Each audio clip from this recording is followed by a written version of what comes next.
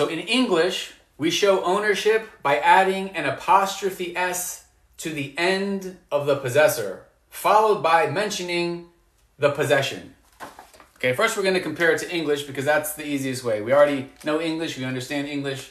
So, for example, Muhammad's book. Muhammad's book. Book is what? It's the possession. Muhammad is the possessor. Muhammad owns the book. The book belongs to Muhammad. How do we know that in English? We know that because we put an apostrophe S. That's how English works. Muhammad's book. Okay, and the possessor comes before the possession. Muhammad's book. This is how we show possession in English. However, in Arabic, the possession comes first and the possessor comes second. Okay, so we're going to reverse the order. So that's number one, is the possession comes first and the possessor comes second. And then we also do something special to the ending harakat.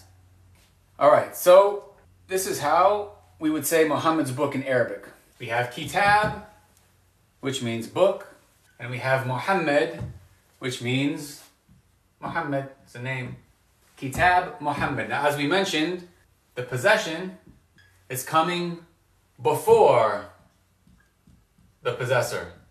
In English, we say Muhammad's book. The possessor comes first. In Arabic, we say Kitab Muhammad. One good way to translate it, if you want to maintain that order, is you would say Book of Muhammad.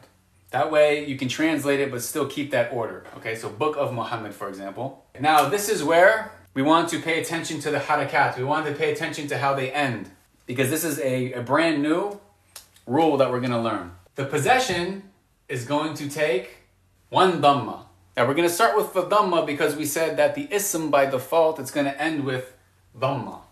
But usually, it's going to end with tanween if there's no alif lam, right? This is how it's different. This is how it's different. It's not going to have the definite alif lam, but it's also not going to have tanween. So this is something new, and this is how you can tell this is a possession. And then Muhammad, when an ism ends with kasra, what's that state called? It's called majroor. So you see how, compared to our previous lessons, the harakas, they're changing, right? There's something going on with them. And again, this just shows you how eloquent Arabic is. It's such a beautiful language that they even have, harakas that change at the end of words. I mean, and there's these different states. It really is an incredible language. Hence, Allah revealed the Quran in the Arabic language. So we have Kitabu Muhammadin, all right? And the thing to note is that this means book, first of all. Notice that there is no tanween.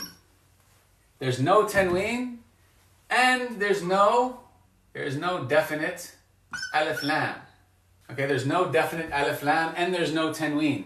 So this is new. This is something that usually we learn that it would be kitabun, a book, or it would be al-kitabu, the book, but now there's no al and there's no tanween.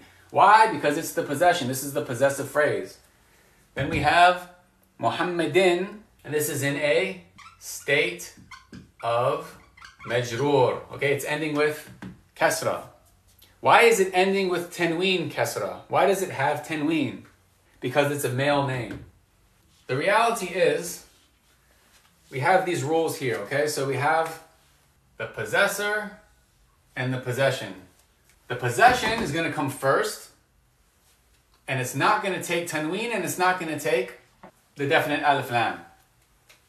The possessor is going to come second, and it's going to be in a state of majroor. It's as simple as that. Now, if you memorize the vocabulary from all the previous lessons, then you're going to have lots of different vocabulary words that you can use. So, for example, qalam means pen. At-talib means the student. Here we have a possessive phrase. We want to say the student's pen. The student, and we put what? In English, we put apostrophe S. The student's pen. Or if we want to try to keep that same order, you could say pen of the student. All right, so we want to make a possessive phrase. Pen of the student. Pen that belongs to the student. What do? Just look here.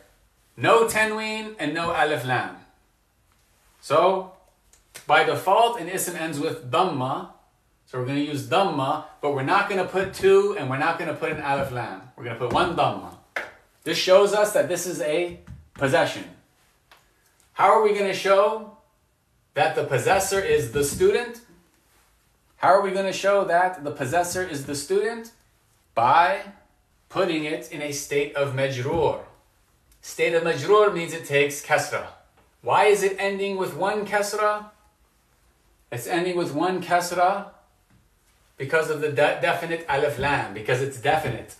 The main thing we're learning here is that in the possessive phrase, the possession comes first, the possessor comes second, the possession is not going to take tanween and it's not going to have alif lam, and the possessor is going to be in a state of majroor. That's it.